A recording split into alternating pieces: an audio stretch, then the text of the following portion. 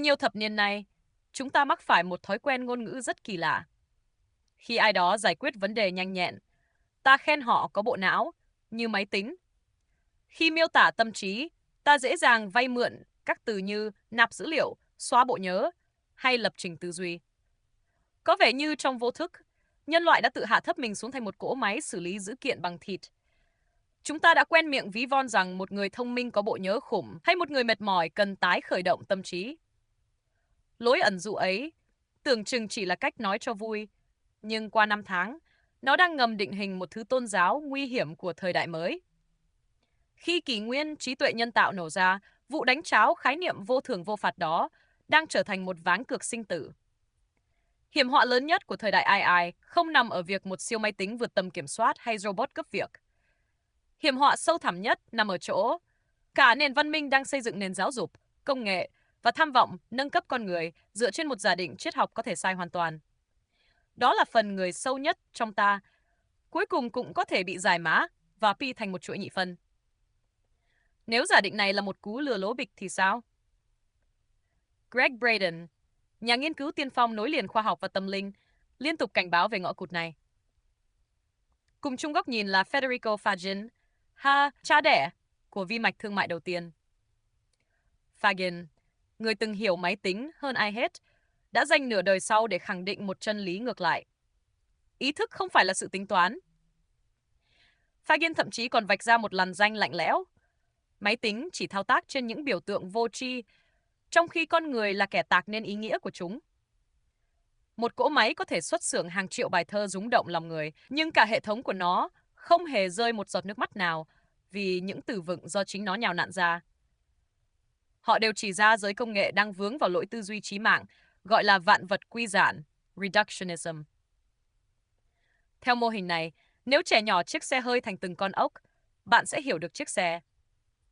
Từ đó đã lầm tưởng nếu bóc tách từng neuron thần kinh, ta sẽ lập trình được ý thức người.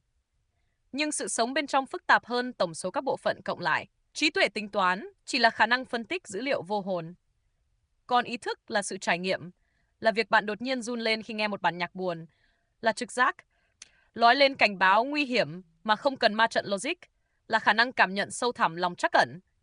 Không một đoạn mã nào, dù chạy trên hệ thống khổng lồ tới đâu, có thể đi từ chỗ xử lý hàng nghìn tỷ phép tính mỗi giây sang trạng thái chợt cảm thấy cô đơn. Hai thứ đó không nằm chung một bản thể định dạng. Đáng tiếc thay, áp lực của thời đại AI đang biến mô hình con người xấp xỉ máy tính trở nên cực kỳ hấp dẫn. Nó mê hoặc thung lũng Silicon vì nếu con người chỉ là máy, cuộc nâng cấp hậu nhân loại sẽ vô cùng béo bở. Bằng việc hứa hẹn cấy chip vào vỏ não hay lưu trữ sinh mệnh vào đám mây, sự hấp dẫn này dồn chúng ta vào góc hẹp. Ta bắt đầu lấy tốc độ xử lý và khả năng ghi nhớ làm thước đo tối thượng cho sự ưu việt. Và hỡi ôi, nếu chiếu theo chuẩn mực ấy, con người sẽ vĩnh viễn là một cỗ máy chậm chạp và đầy lỗi lầm. Hậu quả của mô hình sai lệch này kinh khủng tới mức nào? Định nghĩa lầm con người, ta sẽ xây dựng lầm xã hội. Một nền giáo dục tin rằng bộ não là ổ cứng sẽ cố tống thêm dữ liệu thay vì nuôi dưỡng sự đồng cảm. Một thị trường lao động xem con người là công cụ phân tích sẽ ném họ ra rìa ngay khi chatbot làm điều đó với giá bằng không. Đáng sợ nhất, nếu nhân loại chấp nhận việc phần tâm trí sâu nhất chỉ là những dòng code yếu kém, chúng ta đang tự tay xóa bỏ đi sự thiêng liêng cốt lõi của mình, dâng ngai vàng cho một tạo tác lạnh lẽo. Một nền văn minh tự tay lãng quên cái thiêng của ý thức là một nền văn minh đã ngoan ngoãn nộp mình cho sự đào thải.